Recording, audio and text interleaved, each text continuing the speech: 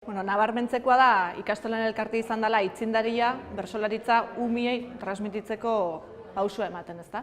80. hamarkada bueltan, ikastoletan, geletan bertsolaritza lantzeko lanakin hasi zian.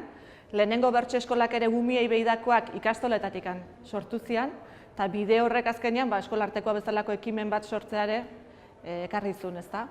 Eta aipagarria da eskolartekoak 3 hamarkada hauetan ze funtzio bete duen bertsolaritzan eta bereziki bat-batean nahi duten gaztiei behi da, ezta?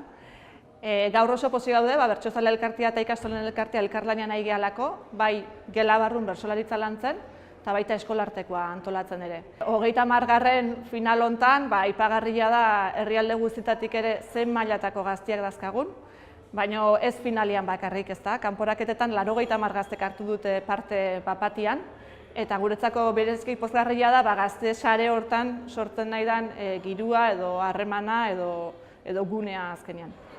Balantzea oso positiboa ez da. Orain dela 30 urte ekin genion apostu honi, gainera elkarlanean, gu askotan egiten dugun bezala, eta guretzat ibilbide hau oso pozgarria eta emankorra.